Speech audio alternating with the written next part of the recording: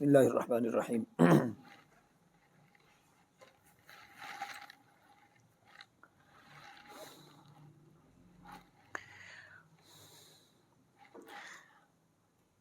آج ہم انشاءاللہ کوشش کریں گے اپنا نورانی قاعدہ مکمل کر لیں۔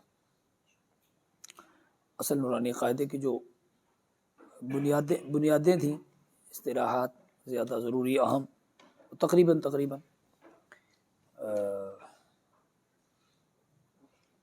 مکمل ہو گئی ہیں اور قریب ہیں، دو چار باتیں اور آئیں گی پھر انشاءاللہ مکمل ہو جائے گا۔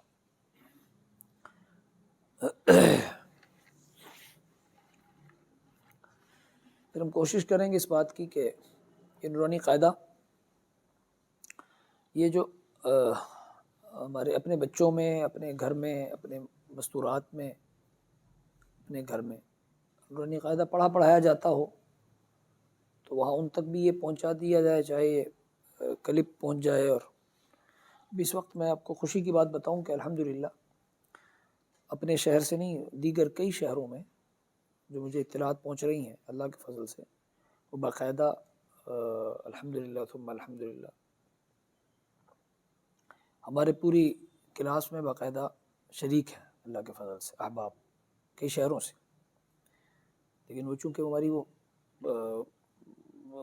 آن لائن ترتیب ویسی نہیں ہے تو وہ ریکارڈنگ سنتے ہیں، جو رسپانس آ رہا ہے، جو مجھے جو میسیج آ رہے ہیں یا جو سوالات بعد میں پیدا ہوتے ہیں، جو سوالات کرتے ہیں، تو اس میں ماشاءاللہ کافی دوست اس میں شریک ہیں اور بہت مطمئن ہیں، الحمدللہ خوش ہیں۔ ابھی تو ہماری بالکل پروان ہے، بسم اللہ ہے، ابھی تو ہم گئے ہی نہیں بہت آگے، ابھی تو صرف ابھی کورس کے اعتبار سے پہلی سیڑھی بھی نہیں چڑھے۔ جو کورس کے اپنے عنوان ہے نا فقہ اسلامی میں، اس کا بھی پہلا قدم بھی نہیں اٹھایا ابھی تو بالکل۔ یہ ان حضرات کے لیے عبدالمتین وغیرہ کی خواہش پہ، ان دوستوں کی بڑی خواہش اور بکر بھائی کی خواہش، ان کے دوستوں کے کہنے پہ نورانی قاعدہ، پھر میرے دل میں یہ بھی تھا کہ نورانی قاعدے کا فن نکل جائے، ایک مرتبہ نورانی قاعدہ ہو جائے۔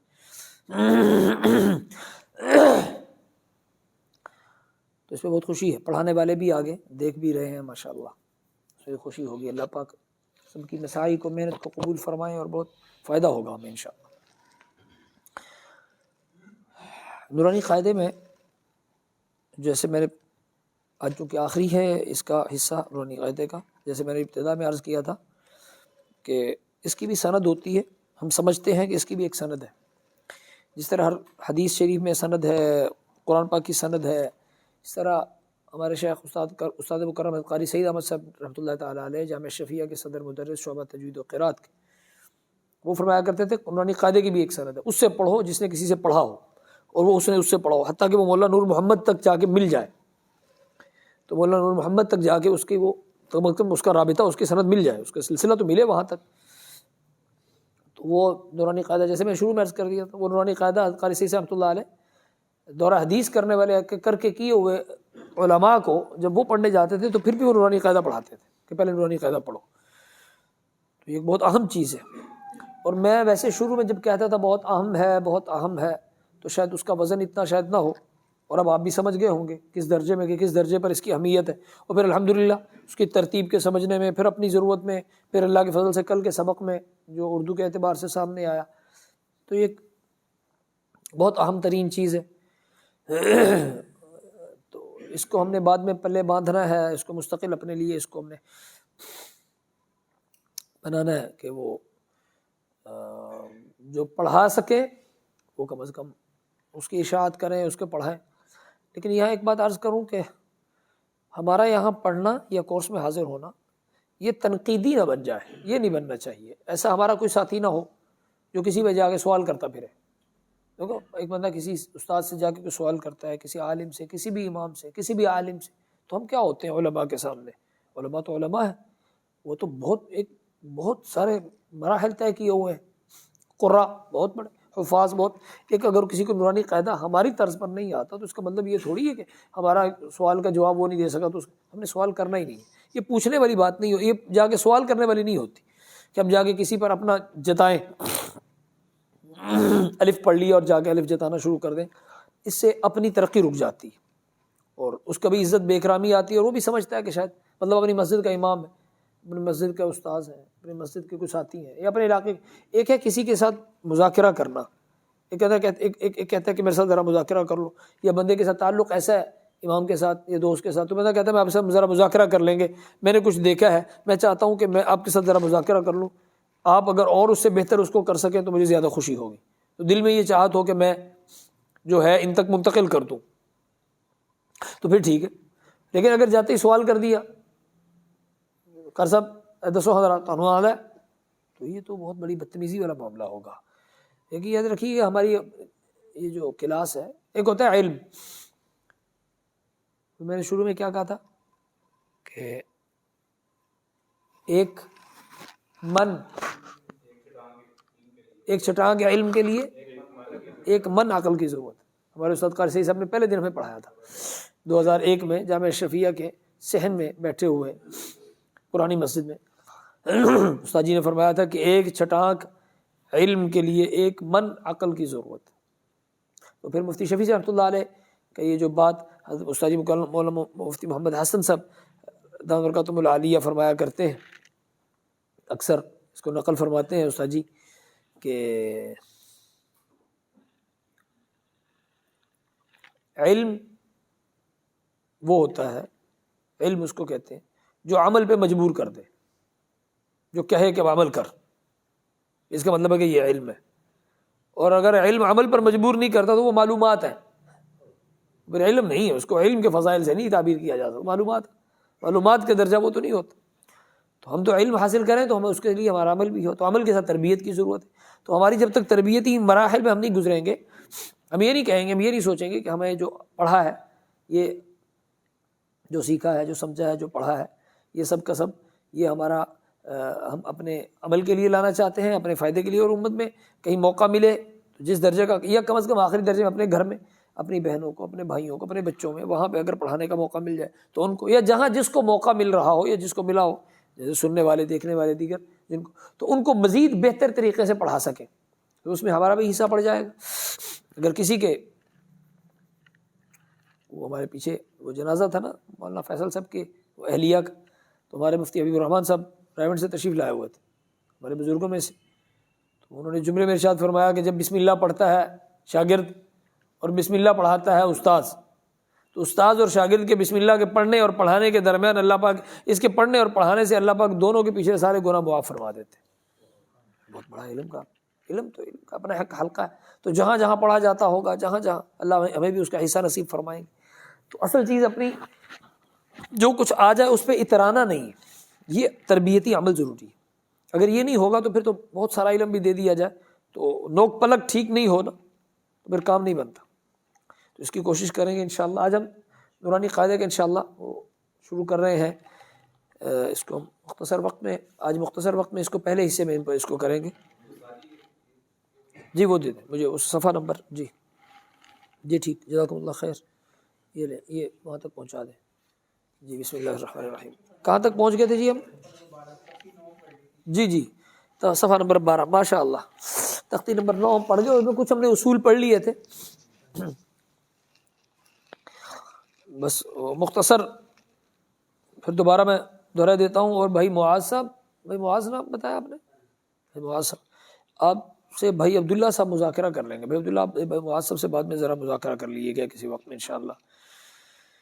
یہ ہمارے بزرگوار، ہمارے محترم آصف صاحب کے بیٹے ہیں، ہمارے محترم ہیں اس اعتبار سے بھی۔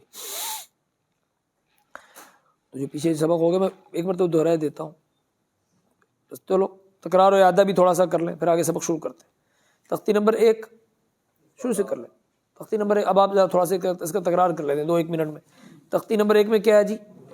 مفردات ہیں، مفرد حروف ہیں، اور اس میں مقصد کیا ہے؟ حرف کی پہچان ہو جائے اور ادائیگی کا طریقہ بھی آ جائے، حرف کی پہچان بھی ہو جائے، ادائیگی کا طریقہ بھی آ جائے۔ تختی نمبر 2 کا مقصد کیا تھا جی؟ تختی نمبر 2 کا نام کیا ہے؟ مرکبات، اور مقصد کیا تھا؟ اس کے اشکال سمجھ آ جائیں، اس کے رسم الخط سمجھ آ جائے کہ یہ لکھا کیسے، لام الف اس طرح بھی لکھا جاتا ہے، اس طرح بھی لکھا جاتا ہے، اس طرح بھی لکھا جاتا ہے۔ اور دوسرا یہ ہے کہ حروف کو حروف کے ساتھ ملا کر پڑھنے کا طریقہ بھی آ جائے۔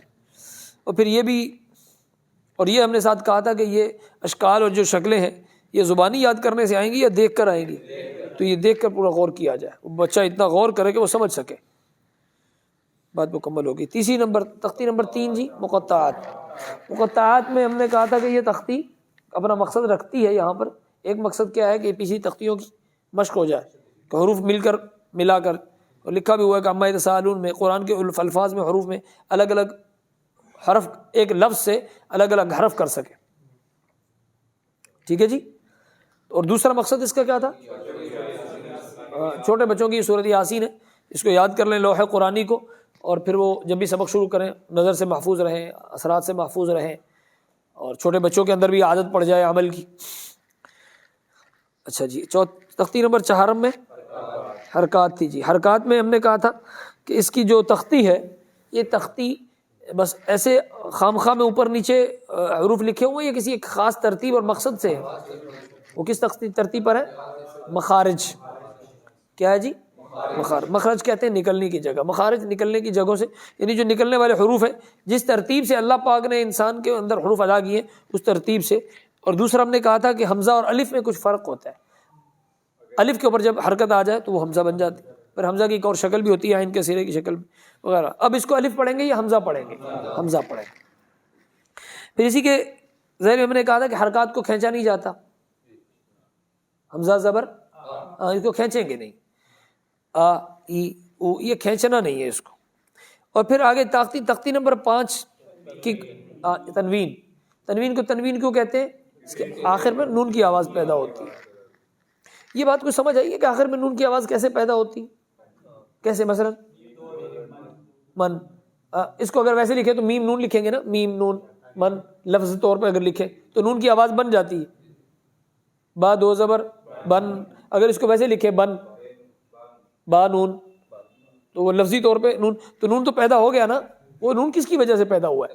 وہ تنوین کی وجہ سے پیدا ہوا ہے، دو زبر دو زیر دو پیش کی وجہ سے۔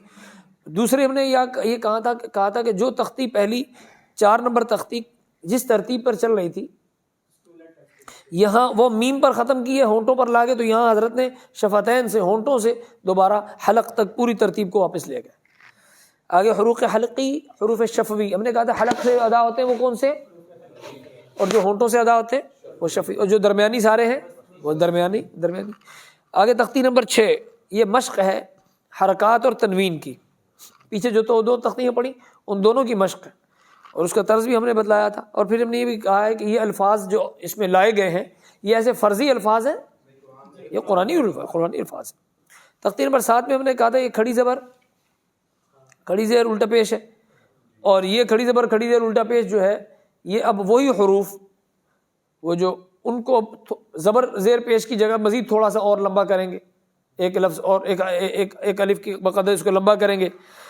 تو یہ جو کھڑی زبر کھڑی زیر کھڑی پیش والی الٹی پیش والی جو یہ تختی ہے، یہ ایسے ہی ملا کر لکھ دیے حروف، یہ ایک کوئی خاص اس کے اندر کوئی سبق چھپی ہوئی ہے، وہ جو سبق چھپا ہے اس کے نیچے حضرت نے اظہار کر دی ہے۔ نیچے سب سے پہلے کیا ہے؟ حرف اقلاب، دوسرا کیا ہے؟ یرملون، پھر اس کے بعد کون سے حروف ہیں؟ حروف حلقی، حروف اظہار ہیں، پھر اس کے بعد سارے کے سارے باقی جو بچتے ہیں حروف اخفا، یہ سارے اس ترتیب۔ اور اس کے کچھ قواعد تھے جو ہم نے ذکر کیے تھے۔ اس طرح اس نون ساکن کے ساتھ بھی قواعد آتے ہیں، اور یہی قواعد پھر میم کے ساتھ بھی آتے ہیں۔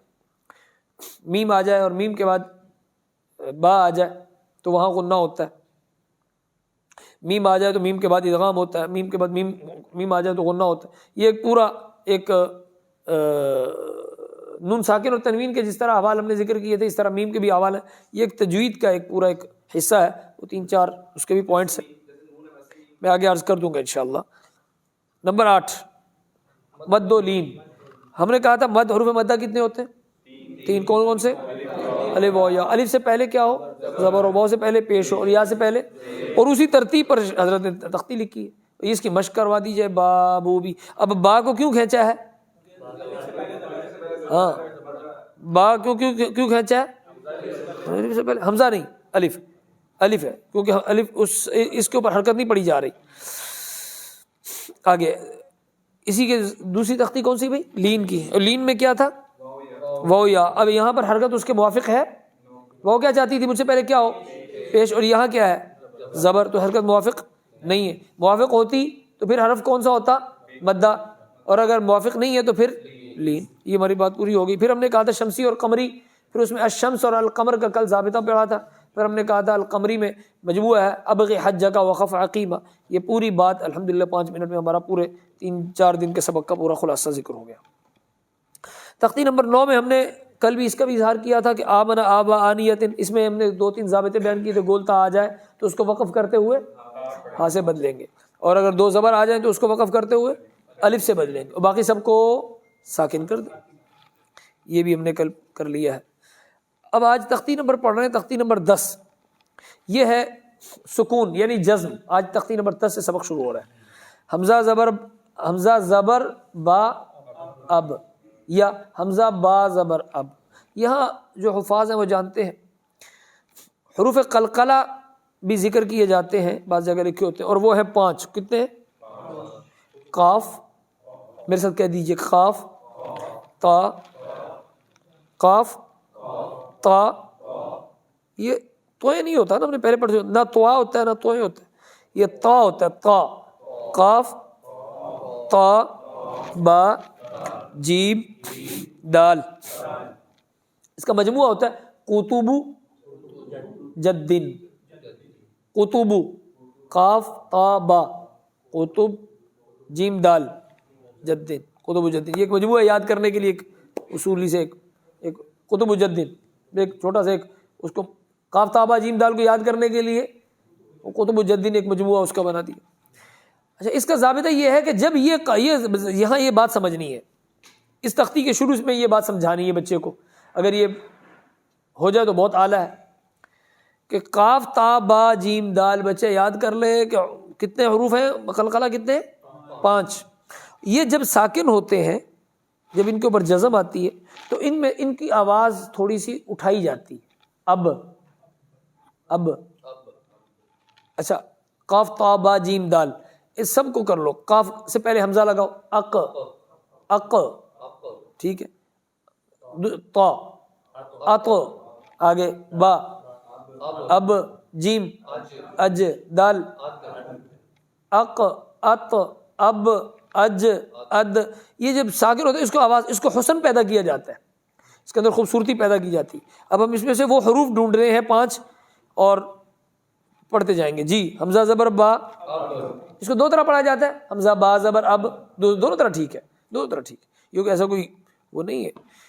حمزہ با زبر اب, حمزہ با زیر, حمزہ با پیش, یہ جوڑ کا طریقہ. اب اب اب, آگے اس کو نہیں آواز نہیں نکالنی, اس کی آواز نہیں نکلے.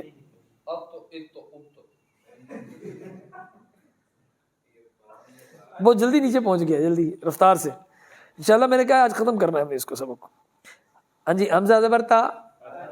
اچھا, وہ نکل گیا اب لفظ منہ سے, لیکن اس کو سنبھالنا کیسے تھا؟ یہ حاضر دماغی کہ فوراً نیچے انگلی رکھ لی. یہ بھی پوری ایک حاضر دماغی ہوتی ہے کہ نکل تو گیا, جو بھی ہوا, جو ہوا سو ہوا. اب جیسے بھی ساتھ ہی پوچھ لیا کہ میں نے یہ کیا تھا مسئلہ پوچھنے کے لیے. وہ میرا ہوتا ہے دارالفتاء میں نا, ہمارے گروپ ہے دارالفتاء کا, پتہ نہیں آپ اس میں ایڈ ہیں کہ نہیں ہے, ہمارا پورا ایک گروپ ہے دارالفتاء کا, دارالفتاء آن لائن قصور. یہ پہلا قصور کا پہلا گروپ ہے. تو اس میں الحمدللہ فتاویٰ چل رہے ہوتے ہیں, ساتھی سوال کر رہے ہوتے ہیں, اللہ کا فضل ہے. تو میرے پوری ٹیم ہے ساتھیوں, مفتیان کی ماشاءاللہ, ان کی محبت ہے, وہ جواب دے رہے ہوتے ہیں. لاہور سے بھی ہیں, ٹوبا ٹیک سنگھ کے ہیں, دیگر اس میں جامعہ الرشید کراچی, دارالعلوم کراچی, جامعہ اشرفیہ, مختلف مدارس کے ماشاءاللہ فضلاء اس میں ہوتے ہیں. تو بلکہ پچھلے دنوں تو مجھے خوشی ہوئی کہ صدر مفتی جامعہ اشرفیہ ہمارے مفتی شاہد عبید صاحب دامت برکاتہم العالیہ نے مجھے خود فرمایا کہ میں تمہارا وہ دیکھتا ہوں دارالفتاء کا, کبھی کبھی بڑا دل خوش ہوتا ہے, بڑے مضبوط جواب ہوتے ہیں, بڑی خوشی ہوتی. تو اس میں بعض اوقات اس میں ہم نے منع کیا ہوا ہے کہ کوئی سوال کے علاوہ کوئی میسج نہیں ہو, بالکل منع ہے. اگر کوئی کر دے تو ہمارے بھائی ضیاء الرحمان اس کے ایڈمن ہیں, اور بھی 1-2 دوست ہیں. تو یہ شروع میں سے ہی اس کو پہلے جیسے ہی کوئی آیا, ادھر سوال آیا ادھر یہ ریموو, ادھر سے سوال ادھر ریموو, بڑا دھڑا دھڑ ریموو ہوئے شروع میں. یعنی ایک عادت پڑی ہوئی نا ہماری, کوئی گروپ سامنے آئے صحیح, پر جو آیا فوراً اس میں پھینکتے گئے. تو وہ اس میں پھینکا جا رہا تھا تو یہ ریموو کر رہے تھے. تو وہ کافی سارے ریموو کیے, اب بھی ہوتے ہیں ریموو, تو وہ ہینڈل ہے. تو اس میں ایسا ہوتا ہے کہ بعض اوقات کوئی میسج آ جاتا ہے. اب وہ جو آ جاتا ہے نا, تو بہت سا سمجھدار آدمی ہوتا ہے وہ فوراً اس کے بعد ایک سوال لکھ دیتا ہے نیچے. یہ اس کا مطلب پوچھنے کے لیے میں نے یہ میسج کیا ہے. بعض اوقات غلطی سے آ گیا, اگر کوئی آ گیا تو پوچھ لیا کہ اس کے بارے میں ذرا وضاحت فرمائے, مفتی صاحب اس کی وضاحت فرمائے. ایسا ہوتا ہے. تو ایسے ہی جی, حمزہ زبر تا, ات ات ات ات, ہاں اث اس اس, اج اج اج, یہ کیوں ہے؟ قلقلہ میں سے. اس طرح پوری تختی آخر میں از از از کے آخر میں کچھ لکھا ہے. کیا لکھا ہے؟ اس کو کچھ سمجھائے گا مجھے؟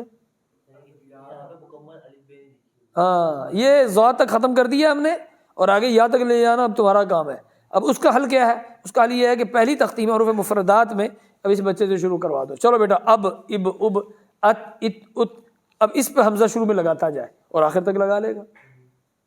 سمجھ آئی نہیں سمجھ آئی؟ آسان ہو گیا. لیکن اس سے پہلے حروف قلقلہ یہاں پر سمجھا دیے جائے. چلے جی آگے آگے. تختی نمبر 11 کیا ہے؟ کس کی؟ جو پیچھے جزم سکون پڑی ہے نا ابھی تختی, اس کی مشق آگے کرواتے ہیں. انت, اب نون ساکن کے بعد, اب غور کرنا ہے, ہم نے پرسوں کے سبق میں پڑھا تھا نون ساکن کے بعد نون ساکن یا تنوین, ہم نے پڑھا تھا نون ساکن اور تنوین کے بعد اگر حرف حلقی آ جائے تو اس کو ظاہر کر دیں گے. اگر نون ساکن اور تنوین کے بعد حروف اخفا آ جائے, مطلب با بھی نہیں ہے اور حلقی بھی نہیں ہے, حروف حلقی, حروف اظہار حرف حلقی کہتے ہیں, وہ بھی نہیں, یرملون بھی نہیں ہے, باقی سارے حروف ہیں تو ان کو اخفا کر مخفی کر کے پڑھیں گے. اب انتا, انتا, نون کی آواز جائے گی, پورا نون نہیں آئے گا. نون پر آواز رکھی ان, اب پہلے نون پر آواز رکھے ان, پورا نون لے لیا, گرپ ہو گئی, اس کو ہلکا سا سلپ کر دے بس. یہ اقرا والوں کے زیادہ, میرے والد صاحب کہا کرتے تھے اقرا والوں کے اخفا والوں کے اخفا بڑا مضبوط ہے, یہ غنّے کو بھی اخفا میں لے جاتے ہیں. تو انتا اہدی, اب یہاں پر مشق ہے, اہدے نہیں پڑھنا, وہ پیچھے پڑھ گیا آمن آوانی, یہاں پر اب اس کو مجہول نہ پڑھے تاکہ جہل طریقے سے, معروف متعارف اور بہترین طریقے سے پڑھے, خوبصورت طریقے سے پڑھے.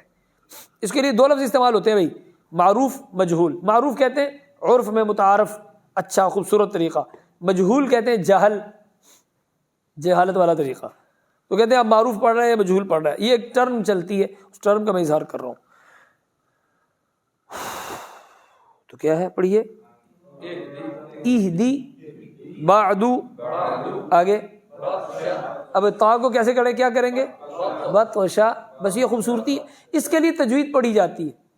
ہم نے قاعدہ ہی صرف نہیں پڑھانا, ہمارا مقصود قاعدے سے تجوید کا شوق پیدا کرنا ہے, خوبصورتی پیدا ہو, پھر خوبصورتی کا شوق ہو اور پھر اپنی جگہ پہ جا کے جہاں موقع ملے تجوید کا ترتیب بنا لی جائے. اللہ ہمیں موقع دے, کبھی تجوید کی ہماری کلاس کوئی لگ جائے, کسی ساتھی کے ذمہ لگ جائے اور وہ تجوید پڑھا دے.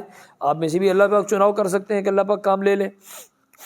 لست امرن بردن جمعن, جمعن پہ ذرا وقف کریں گے. شاباش. چلیں آگے چلیں جی, اگلی تختی کھولیں جی. تختی نمبر 12, ذرا خوبصورتی چیک کیجئے گا کہ پہلے سکون لے کر آئے ہیں, پھر مشق لے کر آئے ہیں, اب اس سکون کی جگہ 3 دندے والی کو شد لے کر آئے ہیں, تشدید. اب با, اصل میں یہ 2 تھا. اس کا طریقہ ہوتا ہے پہلا ساکن تھا, دوسرا جزم والا تھا. اب با, اصل یہ تھا اب با. جب با اور با کو ملایا تو یہ اوپر 3 دندے بن گئے, تو اب با. تھوڑا سا دبا کے پڑھنا کیونکہ 3 دندوں کے نیچے 2 حرف چھپے ہوئے. تشدید والے کے نیچے کتنے حرف چھپے ہوتے ہیں؟ 2.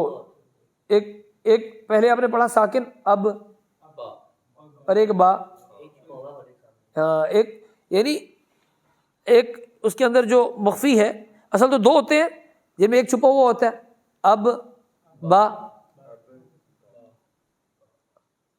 ات تا, ات تا, ایسے ہی. اب آگے چلیں جی. اتا, اتی,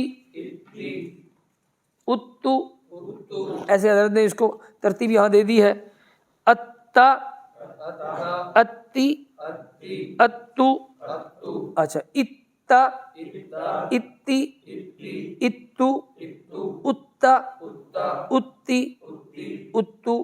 بھئی یہ پوری مشق کروا دی حضرت نے، مشق کروانی مقصود ہے، اتنا بچہ یاد کر لے، مضبوط ہو جائے اس کا، بس ٹھیک ہے. اسی طرح آخر تک آگے چلیں جی. تختی نمبر 13. یہ کس چیز کی ہے؟ کس کی؟ اصل یہاں پیدا یہ کرنا ہے کہ بچے کے اندر جوڑ کا سلیقہ آ جائے، کہ بچہ جوڑ کر سکے، حرف کو ملانے کا طریقہ آ جائے، اتنا مضبوط کر لے. پھر یہاں اس کو جوڑ سے شروع کروانے ہیں، اتنے مضبوط ہو جائے. پیچھے جو جوڑ کرتا آ رہا ہے، جوڑ سے چلتا آ رہا ہے، یہاں پر یہ تشدید کے جوڑ ہے. با را پیش رازر، اس کو دبا کے پڑھنا ہے. بری زا زبر کیا بنا؟ ایک اصول یہاں پر ذہن میں رکھ لو، یہ ہماری غلطی عام ہوتی ہے، بس ایک اصول ذہن میں یہاں پہ رکھ لو. جو را ہوتی ہے نا، را، اصل میں نورانی قاعدہ پڑھانا چاہ رہا ہوں. اگر میں اس میں تجوید پڑھاتا، نورانی قاعدہ تجوید کے ساتھ پڑھاتا، پوری تجوید، تو پھر ایک ایک تقریب پورے سارے بحثیں ساری کھول دیتے ہم. لیکن یہاں مقصود ہمارا صرف نورانی قاعدہ ہے، اس میں ضروری تجویدی قواعد سامنے آ گئے ہیں، اور وہ جو چل رہے ہیں. یہ بچوں کے یاد کروانے والے تو نہیں ہوتے اتنی زیادہ، وہ بچے کو تو نہیں اتنی زیادہ وہ دسترس ہوتی، بچے کو تو الفاظ تک غرض ہوتی ہے. لیکن اگر تجوید پڑھائی جائے، میں نے جمال القرآن پورا پڑھایا تھا ان حضرات کو، بھائی عبداللہ وغیرہ ان ساتھیوں کو، تو ماشاءاللہ سب کا جمال القرآن وہ نورانی قاعدے میں پڑھا. جب نورانی قاعدہ ہمارا مکمل ہوا، تو جب ہم نے جمال القرآن کھولا تو وہ ہمارا مکمل ہو چکا تھا. جمال القرآن اسی کے اندر تو ایک پوری کتاب ہے تجوید کی ابتدائیہ. ایک ذہن میں رکھیے گا کہ را کے اوپر یا زبر ہوگا یا زیر ہوگی، یہ پیش ہوگی. را کے اوپر یا زبر ہوگی یا زیر ہوگی یا پیش ہوگی. اگر را کے اوپر زبر ہو تو را موٹی پڑی جائے گی، پیش ہو موٹی پڑی جائے گی، اور اگر زیر ہو بریک پڑی جائے گی. بس یہ ایک اصول، را موٹی ہو، جب را کے نیچے زیر ہو بریک، بس ایک اتنا ہی یاد کر لیں. جب را کے نیچے زیر ہو تو پھر کیا ہے؟ باریک پڑی جائے گی. چاہے را مشدد ہے پھر بھی باریک پڑی جائے گی. اچھا را ساکن ہے، اس سے پہلے زیر ہے، پھر بھی باریک پڑی جائے گی. اب آئیے قرآن میں قل اعوذ برب، رب را کے اوپر زبر ہے کہ نہیں، تو اس کو موٹا، برب الناس، ملک الناس، یہ نون کے اوپر غنہ کیا جا رہا ہے. الہ الناس، آگے کیا ہے؟ ہاں بڑے خوبصورت طریقے سے پڑھتے ہیں. اب دیکھیں شرل، را کے نیچے کیا ہے؟ زیر. اور بڑے خوبصورت طریقے سے بعض لوگ پڑھتے ہیں من شر اللہ کے بندے کیا بیڑا غرق کر رہا ہے، تجوید تو آتی نہیں ہے. اور من شر استغفر اللہ، تو یہ شر، یہ خود شر پیدا کر رہا ہے. تو شرل، را باریک ہے، مشدد ہے پھر بھی باریک، زیر ہوگی پھر بھی باریک، بغیر شد کے ہوگی پھر بھی باریک ہے. تو من شرل ہے یا شرل ہے؟ شرل، باریک پڑھنی. من شر الوسواس الخناس، آگے الناس. یہ بات ایک ایسے چلتے ہوئے لفظ سامنے آیا تو میں نے وہ دے دیا، ایک وہ ضابطہ بیان کر دیا ہے. تو آگے چلیں جی. اس میں جوڑ ہوں گے، سبق یاد کروائے جائیں گے، مشق ہوگی، یہاں جوڑ مضبوط ہو جائیں گے. اور اس تختی میں آگے اس کی مشق، تشدید کی بھی مشق ہوگی، جزم کی بھی مشق ہوگی، سکون کی بھی جزم دونوں کی مشق ہوگی. تختی نمبر 4 دم 14 جی. اب کیا ہے مشق کس کی؟ ما سکون. مرو ربی مدت حقت. یہ حقت میں کاف پر کیا ہے؟ تشدید ہے، کاف مشدد ہے نا، تشدید ہے، مشدد ہے. اور تا کیا ہے؟ ساکن ہے، جزم ہے اس کے اوپر. اب تشدید کی بھی مشق ہو گئی اور جزم کی ساکن کی مشق. آگے چلیے. تختی نمبر 15 جی، 5 دہم 15. آگے کیا کہہ رہے ہیں؟ اب پہلے پیچھے تختی میں کیا تھا؟ تشدید. اب اصول چل رہے ہیں نا بچے کو پڑھنے کا. پہلے تشدید خالی پڑھائی، پھر تشدید، پہلے سکون خالی پڑھایا، پھر تشدید پڑھائی، پھر سکون تشدید بالترتیب جی. اب کہتے ہیں یز، زا کے اوپر کیا ہے؟ تشدید ہے کہ نہیں؟ اس کے بعد کیا ہے؟ کاف، کاف کے اوپر پھر تشدید ہے کہ نہیں؟ تو کہتے ہیں دونوں کو دبا کے پڑھو. یزکا، دونوں کے دبا لو بس، دونوں پر یذکرو، المدثر، ہاں یہ اس کی مشق کروا دی ماشاءاللہ پوری آخر میں۔ آگے تختی نمبر 16 کیا ہے جی؟ مد۔ یہاں ایک دو ضابطے اور بھی سمجھ لیں۔ میرا دل تو چاہتا تھا کہ میں اس کو بہت کھولوں، سارے ضابطے تجوید کے لے آؤں، لیکن ہمارے پاس وقت نہیں ہے، اصل کورس ہمارا شروع ہی نہیں ہوا چاہ رہا۔ یہ نورانی قاعدہ فقہ اسلامی کورس ہے، نورانی قاعدے کا حصہ ہم نے تھوڑا سا دینا تھا تو بس ضرورت کی حد تک پورا ہو گیا۔ پھر انشاءاللہ تفصیل میں کھولیں گے، پھر اللہ پاک اور نورانی قاعدہ کھلوائیں گے، کبھی نورانی قاعدہ باقاعدہ اس کا مستقل کریں گے تو پھر اس کی تفصیل کھول لیں گے۔ پھر پوری تجوید نورانی قاعدے کے اندر ہونی چاہیے، ضروری اصول پڑھیں جی۔ یہاں ایک اصول ذہن میں رکھیے گا، یہاں اوپر کیا لکھا ہے؟ تشدید، یعنی حروف مدہ کے بعد تشدید ہے۔ کیا حروف مدہ کے بعد کیا ہے؟ حروف مدہ کتنے ہیں؟ کون کون سے؟ بس اس کے بعد تشدید آ گئی، بس یہ کہہ دیا۔ اب ایک ذہن میں رکھیے گا، حروف مدہ کے بعد تشدید ہو، حروف مدہ کے بعد، یا حروف مدہ کے بعد حمزہ ہو، کیا ہو جائے؟ حروف مدہ کے بعد کیا ہو؟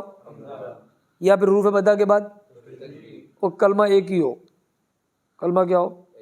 ایک ہی ہو، لفظ الگ الگ لفظ نہ ہو، لفظ ایک ہی ہو۔ حروف مدہ کے بعد تشدید ہو، مثلا آپ حاجکا، تیسرا لفظ سمجھ آ رہا ہے؟ تیسرا لفظ حاجکا،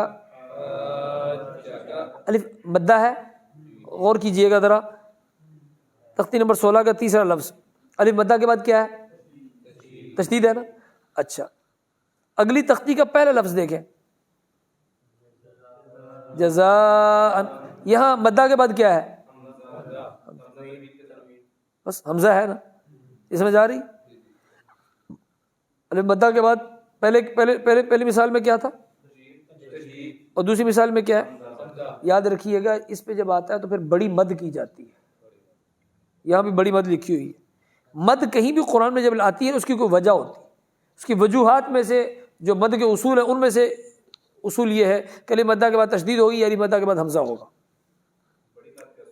بڑی مد کا اصول ہے۔ اچھا، اگر حمزہ اسی کلمے میں ہو، اگر حمزہ دوسرے کلمے میں ہو، اگر حمزہ یعنی یہ کلمہ الگ ہو گیا اور دوسرے کلمے میں الگ ہو گیا، حمزہ ہے لیکن حمزہ دوسرے کلمے میں، کس میں؟ الگ کلمے میں، مدہ آ گیا، مدہ تو ہے، حرف مدہ ہے لیکن حمزہ دوسرے کلمے میں، تو پھر بھی مد ہوگی، چھوٹی ہوگی۔ آگے دیکھیے دوسرا لفظ، انا اعطینا، اب دونوں کی مد کے اوپر سٹائل پر ذرا غور کیجئے، جزاءن اور انا کی مد پہ غور کیجئے، فرق ہے؟ ایک مد پتلی سی ہے، ایک مد موٹی ہے، تو اس کو کہتے ہیں بڑی مد، جزاءن بڑی مد ہے، انا اعطینا اس کی یہ چھوٹی مد ہے، لکھا بھی ہوتا ہے۔ اس کی وجہ کیا ہے؟ وہاں حمزہ اسی کلمے میں ہے، لفظ ایک ہے، اسی حمزہ اسی الف مدہ کے بعد ہے لیکن اسی لفظ کا حصہ ہے، اور یہاں الف مدہ کے بعد تو آ گیا لیکن اعطینا الگ ہے، انا الگ ہے، دو الگ الگ ہے، اس لیے یہاں مد ہوگی مگر چھوٹی، وہاں مد ہوگی لیکن بڑی۔ یہ کچھ مد کے بھی اپنے ضابطے ہیں، مد کے مستقل اصول ہیں، مستقل ضابطے، سب کو میں یہاں نہیں ذکر کر سکتا۔ بہرحال یہاں حضرت نے آخر میں حضرت نے جو لفظ دی، آخری جو تختی دی ہے اس کا عنوان کیا ہے؟ خاتمہ، اصل یہ اجرائے قواعد ہے، را کے ساتھ ہے، را کیا ہے؟ اجرائے قواعد۔ یہ کہتے ہیں خاتمہ کیا ہے قاعدوں کا، جو پیچھے جتنے قواعد پڑھائے گئے ہیں سب کا اجرا کروا دو، اس تختی میں سب کا اجرا کروا دو۔ جزاء الملائکہ انا اعطینا الینا ایابہم، آگے خیرن یرہ، تنوین کے بعد یرملون میں سے آ گیا، خیرن یرہ شرن یرہ، تنوین کے بعد یرملون میں سے آ گیا، میقاتا یوم فمن یعمل، نون ساکن کے بعد یرملون میں سے آ گیا، یومئذ یصدر الناس، تنوین کے بعد یرملون میں سے آ گیا، من ربک، نون ساکن کے بعد را آ گئی، رسول من اللہ من ربک، رسول من، تنوین کے بعد میم آ گئی، تنوین کے بعد میم، یرملون میں سے میم آ گئی، صحف مطہرہ، تنوین کے بعد میم آ گئی، صف اللہ، تنوین کے بعد لام آ گیا، یتکلمون، قلوب، قلوب ہوئی۔ اچھا ایک بات اور ذہن میں رکھو، ہم نے کہا تھا بو بئی تو تئی، واؤ سے پہلے یا سے پہلے حرکت اس کے مطابق ہوگی تو پھر مد کریں گے، اگر حرکت مطابق نہیں ہوگی تو پھر مد، لیکن اگر وقف ہو تو پھر مد کر لیں گے، جیسے صیف، خوف، خوف واؤ سے پہلے پیش ہے لیکن اس کو کھینچا جا سکتا ہے، اس کی اجازت ہے، کھینچ سکتے ہیں، خوف وقف ہے، آخر فا کو ہم نے وقف کیا ہے، اس لیے کہیں آپ کو اگر کوئی پڑھ دے لإیلاف قریش، لإیلاف قریش إيلافهم رحلة الشتاء والصيف فليعبدوا رب هذا البيت الذي أطعمهم من جوع وآمنهم من خوف۔ سمجھ آ رہی؟ لین کے حالانکہ ہے تو لین، لیکن اس کے بعد کیا ہے، وقف کی وجہ سے مد ہو سکتی ہے۔ ایسا نہ ہو کہ جا کے کسی نے پڑھ دیا تو ہم پیچھے پڑ جائیں، ہم تو نورانی قاعدہ پڑھ کے آئے ہیں، آپ نے لین کے بعد وقف کیسے کر دیا؟ غلطی بھی اس لیے میں ڈر رہا ہوں۔ چلیں جی، ہمارا قاعدہ اس درجے میں مکمل ہے۔ ہم ایک دو چیزیں اس اعتبار سے، میں ذرا لیجیے، مجھے وہ دیجیے پین، ٹھیک ہے، میں ایک لفظ آپ کو ذرا لکھ کر دے رہا ہوں، اس کو بس اسی طرح پھیر دیں اس کو، اور پہلا حصہ ہمارا نورانی قاعدے کے اس میں مکمل ہو رہا ہے۔ عام طور پہ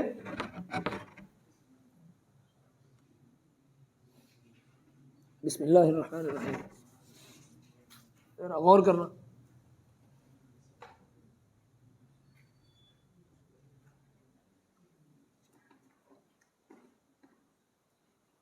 کیا لفظ ہے؟ لحن، کیا ہے؟ لحن۔ اس کا معنی ہوتا ہے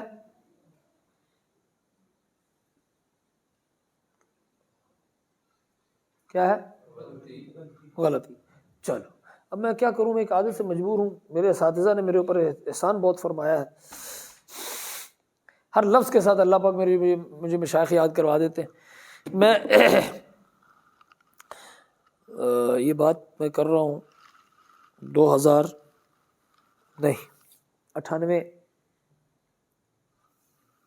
99 کی بات کر رہا ہوں غالباً۔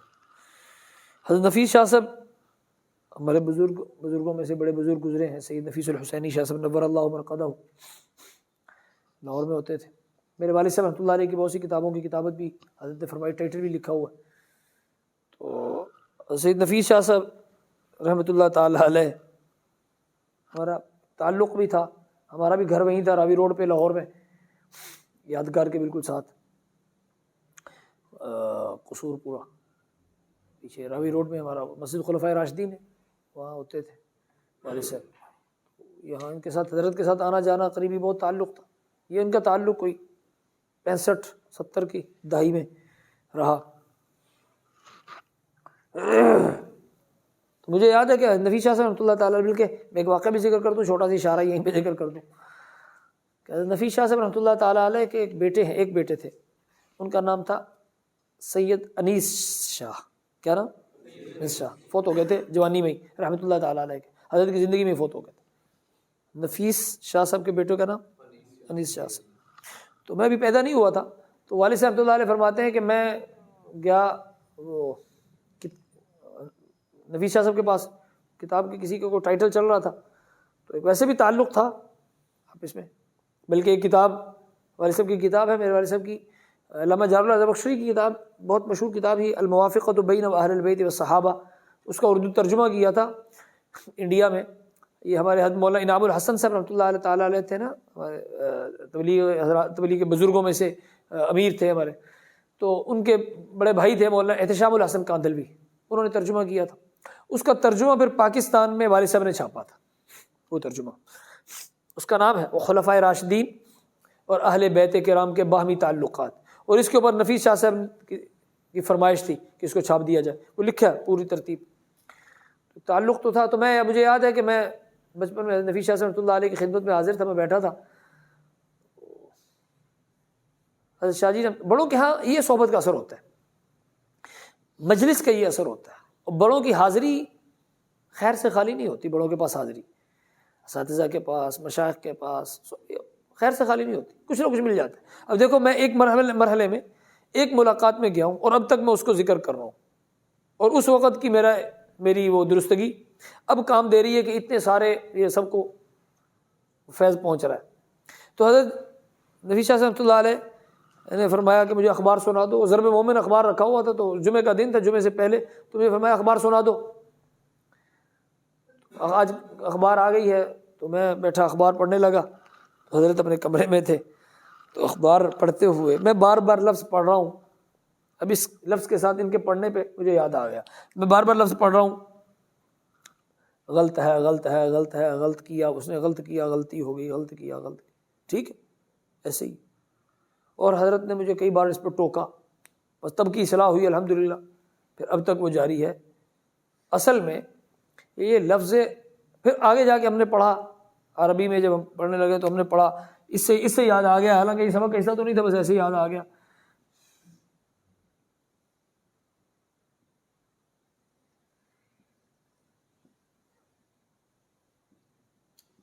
یہ پڑھیے گا، کیا ہے، کیا ہے؟ الغلط، اب پڑھو،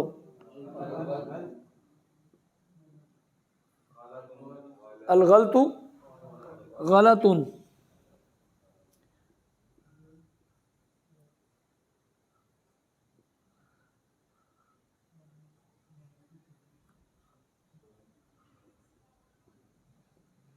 اب پڑھو اس کو،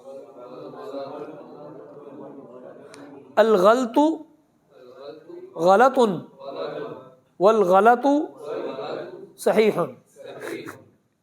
یہ ہم نے جا کے پڑھا بڑی دیر بعد، کہنا ہی چاہ رہے ہیں کہ لفظ غلط لام کے سکون کے ساتھ یہ پڑھنا غلط ہے، اور لفظ غلط لام کے فتحہ کے ساتھ زبر کے ساتھ پڑھنا کیا ہے؟ تو اس لیے یہ غلطی ہے یا غلطی ہے؟ اور جب بھی آپ غلطی کریں گے تو اس کو غلطی پڑھیں گے، اور جب بھی غلطی پڑھیں گے تو پتہ چلے گا یہ پڑھا ہوا ہوگا، تو انشاءاللہ ہم یاد رہیں گے۔ وہ تو ویسے بھی یاد رہنا ان کا کام۔ بس سمجھ آ گئی جی؟ اب غلطی ہوتا ہے یا غلطی ہوتا ہے؟ بس یہ بہت غلط کام کیا اس نے، یہ ٹھیک ہے، یہ اس نے بہت غلط کام کیا۔ اردو کو ٹھیک کر لیں کم از کم، اردو دان حضرات، اردو والوں کی اردو بھی ٹھیک ہم نے کروانی ہوتی ہے، اس لیے بہت سارا فائدہ، میں نے کہا تھا یہ فائدہ تو بعد میں پتہ چلے گا نا۔ کل ہم نے ہمارے الف لام ٹھیک کروائی ہے، شمسی قمری کی، آج ہم نے غلطی ٹھیک کروائی، ابھی تک تو غلط پڑھ رہے ہیں ہم سارے ہی۔ چلیں جی، لحن لحن کا کیا معنی ہوتا ہے؟ غلطی۔ اچھا، لحن پھر دو قسم پر ہے، لحن جلی، اس کو کہتے ہیں لحن جلی، اور لحن خفی۔ یہ ایک لفظ بس یہ کر لیں، لحن کیا معنی کیا ہے؟ غلطی۔ اور پھر یہ دو قسم پر، لحن کو جو کہتے ہیں لحن جلی اور لحن خفی۔ کیا ہے لحن جلی کا معنی تو اجلی واضح، خفی کا معنی ہوتا ہے ہلکی چھوٹی سی۔ اب یہ تجوید میں ایک ٹرم ہے، یہ قرآن پڑھتے ہوئے، کہ یہ لحن جلی کر رہا ہے، یہ ایک لفظ استعمال ہوتا ہے، یہ لحن جلی کر رہا ہے، اس کا مطلب ہے کہ اس کی ادائیگی درست نہیں ہے، حروف ٹھیک نہیں ہے، ادا صحیح نہیں کر رہا۔ اور جب کہتے ہیں نا رحم خفی کر رہا ہے، تو اس کا مطلب مد ٹھیک نہیں کر رہا، غنہ نہیں کر رہا، اخفا نہیں کر رہا، ادغام نہیں کر رہا، اظہار، یہاں کچھ غلطی اس کی آ رہی ہے، تو اس کو کہتے ہیں جی لحن خفی کر رہا ہے۔ یہ ایک ٹرم ہے ایک قراء کے ہاں۔ میں اس لیے کہا ہے کہ جب آپ کسی کے پاس بیٹھیں گے تو کم از کم اور کچھ نہیں تو ہمیں یہ تو سمجھ آ جائے کہ ہم نے لحن سمجھ آ گئی کہ لحن غلطی کر رہا ہے، لحن خفی کر رہا ہے۔ کہیں بیٹھے ہوئے بات کر رہے ہیں کہ یہ وہ بچہ قاعدہ پڑھ رہا ہے لیکن اس کے حروف ٹھیک نہیں ہے، اس کی ادائیگی درست نہیں ہے، تو ہم کیا کہیں گے؟ یہ لحن کون سی کر رہا ہے؟ جلی کر رہا ہے، واضح لحن، بڑی غلطی کر رہا ہے، بڑی غلطی کہتے ہیں۔ اور اگر وہ حروف ٹھیک ہے لیکن مد صحیح نہیں کر رہا، غنہ صحیح نہیں ہے، اخفا صحیح نہیں، وغیرہ وغیرہ، تو پھر کیا ہے؟ تو بس آپ نے اتنا ہی بتانا، اس کے بعد آگے کچھ نہیں، بس آپ پھر اٹھ کے چلے جائیں، کیونکہ اگلا سوال کسی اور نے کر دیا تو پھر علم نہ ختم ہو جائے، بعد میں علم ختم ہو جائے گا، پھر اور سوال نہیں کرنا، بس ایک آدھا سوال کرنا ہے، ٹھیک ہے جی۔ تو جو ہے نا یہ علم جو ہے علم، یہ علم بروزن چلم نہیں ہوتا، یہ بھی علم ہوتا ہے، علم، علم لام کے سکون کے ساتھ، شکر نہیں ہوتا، بڑا شکر کرنے ہیں، شکر نہیں ہوتا، شکر، ٹھیک ہے، نہیں سمجھ آئی؟ اللہ کا شکر ہے، اللہ کا شکر ہے، شکر کا لفظ ہی سیکھ نہیں ہے۔ تو یہ علم بس بڑا علم حاصل کر رہا ہے، یقین جانے وہاں تو بڑا علم کی باتیں، بھائی علم ہوتا ہی نہیں، علم کون سا ہوتا ہے؟ وہاں علم ہے، چلم کے وزن پر نہیں علم ہوتا، یہ نہیں ہمارا علم چاہیے۔ تو یہ ساری غلطیاں ٹھیک کرنے کی ضرورت ہے کہ نہیں؟ یہ غلطیاں ہیں کہ نہیں؟ ٹھیک کرنے کی ضرورت ہے کہ نہیں؟ آگے میں کچھ نہیں کہتا، ٹھیک ہے جی۔ یہ ہمارا سبق آج کا مکمل ہوا، الحمدللہ، سبحان الحمدللہ۔ اور آخر نورانی قاعدہ تفصیل سے اللہ پاک اس کی توفیق دے دیں، پھر ریکارڈنگ آ جائے، اور پھر انشاءاللہ اس کی مزید اللہ پاک اس کا موقع عطا فرما دیں گے انشاءاللہ عزیز۔ جی یہ جو لئن بسط نہیں، بسطتن یا یبسطو یا کیا ہے کہ ہاں بسطتن، تو اس کا وہ نورانی قاعدے کے آخر میں دیکھیے کہ نا، یہاں بھی تھوڑی سی ایک بات رہے گی، اس کو بھی ذرا تھوڑا سا دیکھ لیں۔ وہ کہتے ہیں جی اپنے قاعدہ، اپنا قرآن خود ٹھیک کرنا ہے نا، تو اپنا قرآن خود ٹھیک کرنے کے لیے یہ نیچے یہ کلمات ہیں جو موافق رسم خط قرآن مجید کے لکھنے میں اور طرح ہیں اور پڑھنے میں اور طرح ہیں، ٹھیک ہے جی۔ وہ کہتا ہے جی انا نہیں پڑھیں گے، انا، یبسطو لکھنے میں صاد آ رہا پڑھیں گے سین کے ساتھ، افائن لکھنے میں الف ہے لیکن اوپر گول سا ایک دائرہ سا لگا ہوگا، تو افائن اس کو کھینچا نہیں جائے گا۔ اسی طرح لا الاللہ اگر آئے گا تو لا الاللہ، تبو آ لکھا ایسے ہوتا ہے لیکن پڑھنا تبو آ ہے۔ یہ بسطتن صاد کے ساتھ لکھا ہوا ہے لیکن پڑھنا سین کے ساتھ ہے۔ ملائہی لکھا ہوا ہے لیکن پڑھنا اپنے الف کے بغیر ہے۔ یہ ساری چیزیں یاد آئیں گی، سمجھ آئیں گی پڑھنے کے ساتھ، اور پڑھنا آئے گا کسی کے پاس جا کے اس سے سیکھنے کے بعد۔ تو پھر قرآن پورا ایک مرتبہ ناظرہ کہ کسی سے دہرائی کروا لیجئے آپ کو قرآن تو سبحانک اللہم و بحمدک نشہد ان لا الہ الا انت نستغفرک و نتوب الیک۔